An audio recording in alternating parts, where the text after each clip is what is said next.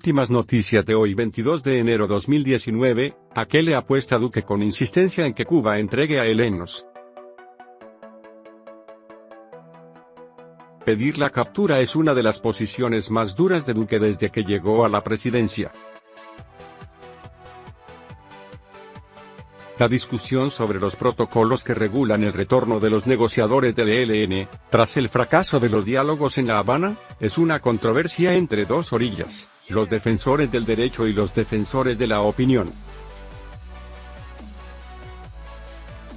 Por un lado, el gobierno del presidente Iván Duque, al pedir la entrega de los negociadores para juzgarlos, se soporta ante todo en una postura política y el aplauso de la opinión. Esta solicitud categórica del presidente al gobierno cubano de hacer efectivas las capturas de los terroristas que se encuentran en su territorio y entregarlos a las autoridades policiales colombianas, es una de las posiciones más duras de Duque desde que asumió su mandato.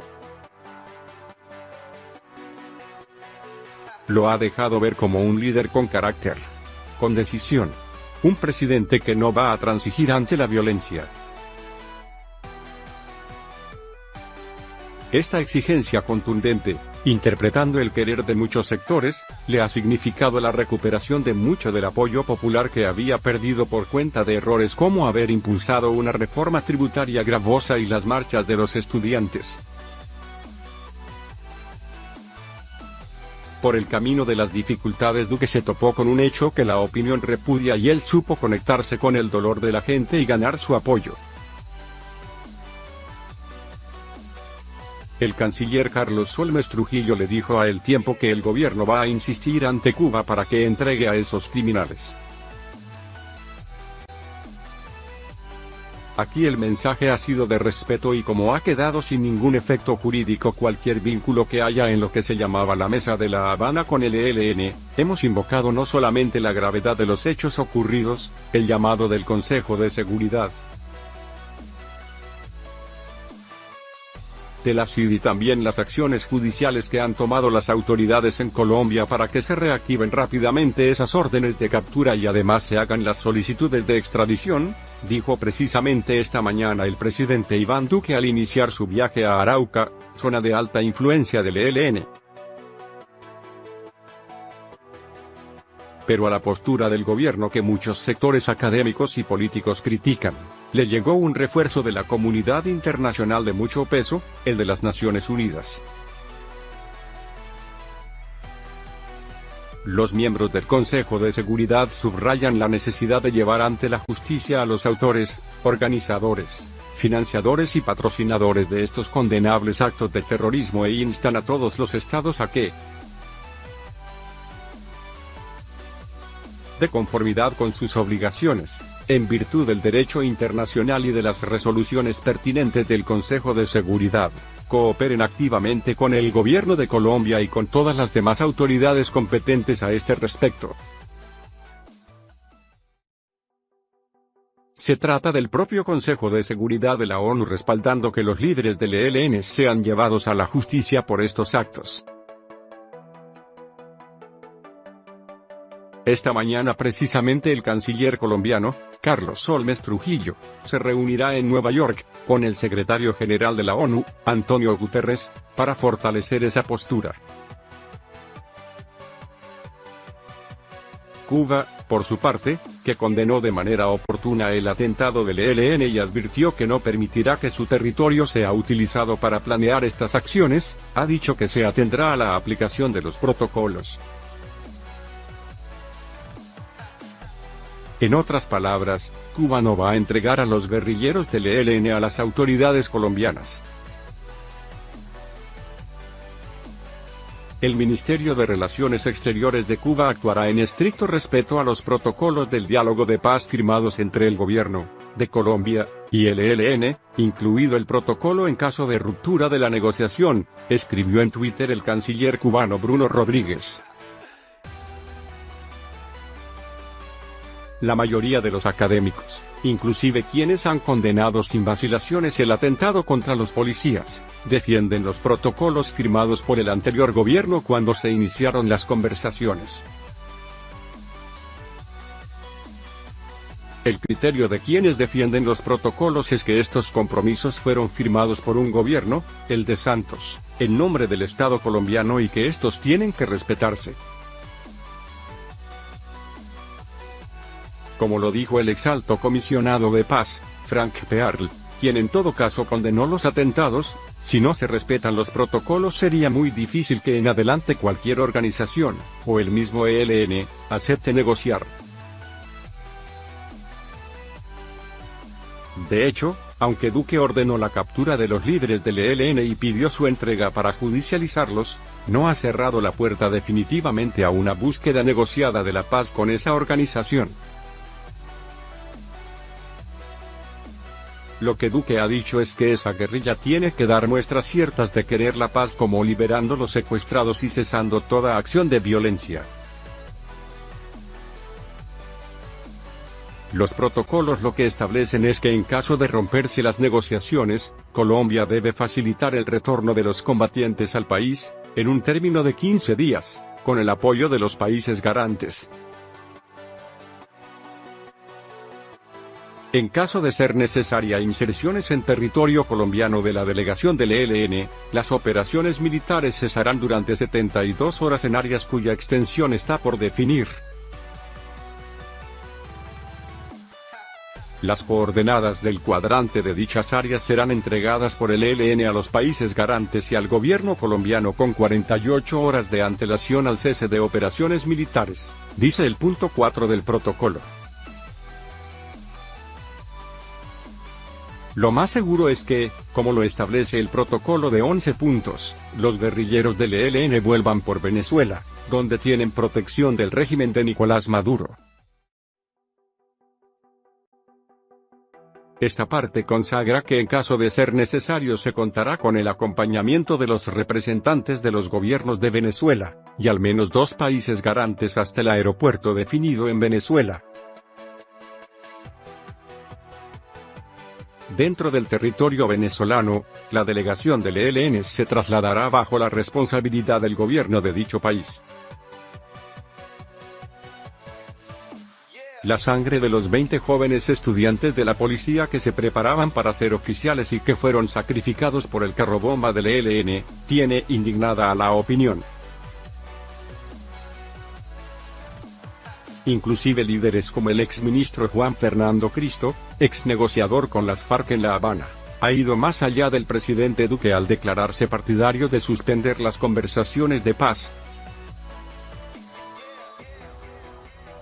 Pero eso sí, Cristo, como otros conocedores del derecho internacional, ha pedido respetar los protocolos. La discusión entre unos y otros va a seguir, y por un buen tiempo. No es dable pensar que el gobierno del presidente Duque va a facilitar pronto el regreso de los guerrilleros del ELN a las selvas colombianas. Pero tampoco Cuba los va a entregar a las autoridades para meterlos a la cárcel. La solución del problema va a estar más en el campo de la diplomacia. Y más concretamente en los países garantes.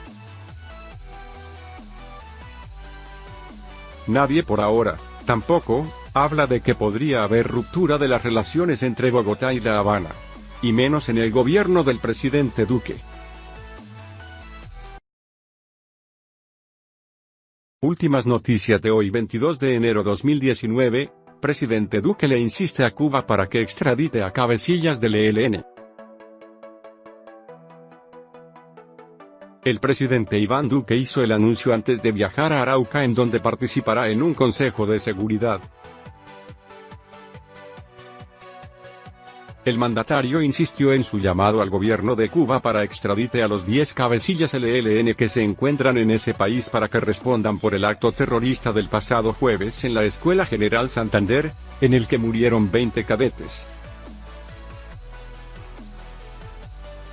Nos duele esa masacre vil que vimos la semana pasada, nos duele además que un grupo terrorista se reivindique semejante acto con ese desparpajo tratando de burlarse de la vida de colombianos indefensos.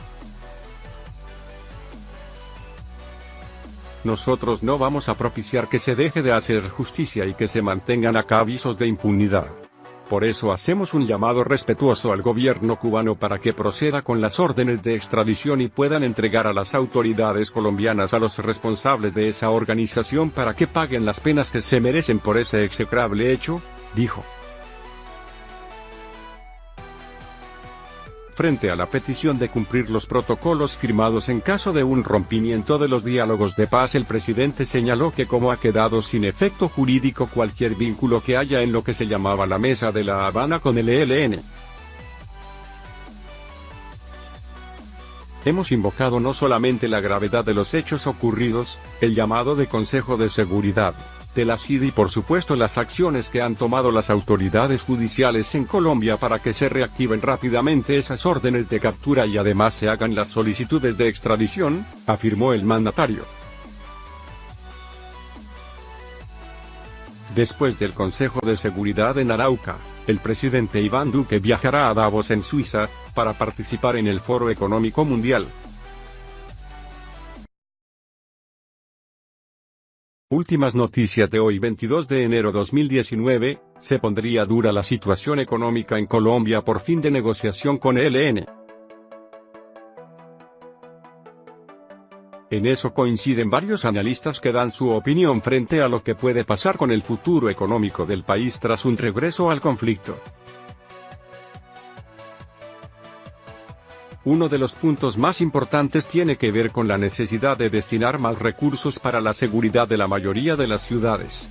Además, es muy posible que regresen los atentados contra la infraestructura petrolera y minera por parte del ELN. La guerra tiene unos costos caros dentro de la economía, particularmente en infraestructura, donde sabemos que el ELN es muy dado a los ataques del sector hidrocarburos y de extracción minera, afirmó Camilo Herrera, presidente de la firma Radar, citado por RCN Radio. Otro tema importante tiene que ver con la incertidumbre que se genera tras el rompimiento de los diálogos. En esto, los analistas coinciden en que se podría ver afectada la inversión extranjera y local, dice Herrera. Para el analista del diario La República Carlos Ronderos, más allá de la solidaridad que se debe sentir con las víctimas hay que pensar en el impacto a la economía nacional. Incluso, afirma que el gobierno ya tenía planes del crecimiento que se podría dar en el país por cuenta de un eventual acuerdo de paz con esa guerrilla. De todos es sabido que Colombia tiene un enorme potencial agrícola y que dispone al menos de 5 millones de hectáreas que pueden desarrollarse de manera más productiva y que ello no ha sido posible porque ha sido en estas zonas donde ha convivido el conflicto armado y los cultivos ilícitos, afirma Ronderos. También se refiere al tema turístico. Según él, este es una fuente de divisas y genera mucho empleo, pero es muy sensible frente a las acciones terroristas, e insiste en que otro damnificado será la inversión extranjera. Contrario a lo que opina Ronderos frente a un eventual impacto que dejaría la decisión del gobierno sobre el sector turístico, Herrera asegura que este no se daría porque el atentado de la semana pasada contra la Escuela General Santander no fue contra la población civil, sino contra los militares. Además es importante tener en cuenta que este sector ha crecido en el país no solo por la seguridad sino por un fortalecimiento del sector hotelero y aéreo, sostuvo.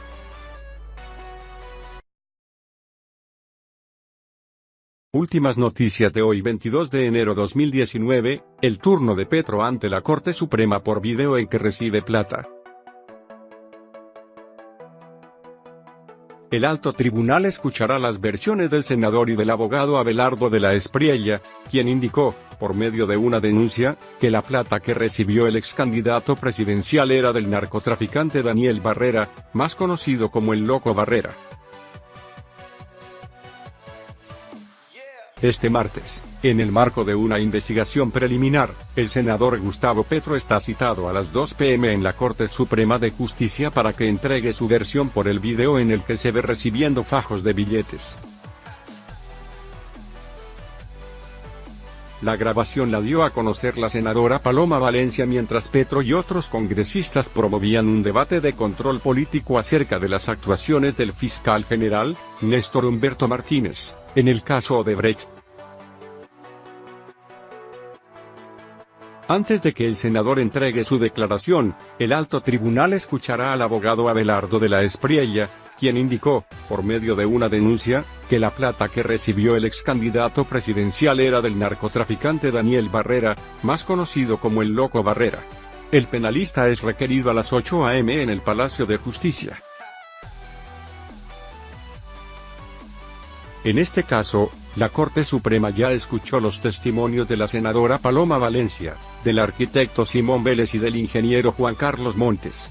Este último, al parecer, salió del país el pasado 28 de diciembre, 2 días después de que el CTIR realizó un allanamiento a su vivienda en Bogotá, por presuntas amenazas en su contra.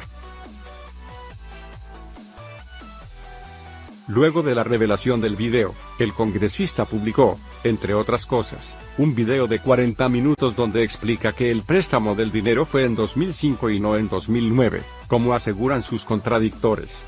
Además, contó cómo se conoció con el ingeniero Juan Carlos Montes, quien supuestamente grabó el video. Juan Carlos Montes se vinculó a la actividad en el joven movimiento político y allí nos volvimos a encontrar y nos hicimos amigos. Montes me acompañó en mi frustrada campaña al Senado en 1994, puso su carro al servicio de la campaña, cuyo cuadro directivo solo lo conformábamos él y yo, expresó en su momento el senador. Según el congresista, en 2005 no tenía recursos para su campaña al Congreso y le pidió a Montes conseguir dichos recursos. Montes, supuestamente, habría buscado a Simón Vélez para que ayudara a financiar la campaña de Petro, logrando recolectar $20 millones en billetes de $5.000 de los tarros de la cocina del arquitecto Simón Vélez, según el congresista. Sin embargo, Vélez aseguró después que no le prestó plata a Petro, pero que sí ayudó a conseguir recursos. Nunca le di dinero a Petro, pero colaboré diciéndoles a los amigos que le aportaran. No le puedo decir cuánto, porque no soy tesorero de campañas. He tenido amigos oligarcas de todas las condiciones y en elecciones les recuerdo la necesidad de apoyar también a la oposición, como garantía de una democracia fuerte, dijo Vélez en entrevista con Caracol Radio. El senador ya había pedido a alto tribunal que lo investigue por estos hechos. Confío plenamente en la imparcialidad e independencia judicial, por lo que acudo ante los honorables magistrados con la confianza de que su actuación se ajustará estrictamente a los dictados de la ley y la justicia. Luego de escuchar a los Petro y de la Espriella, la Corte Suprema deberá determinar si abre una investigación formal.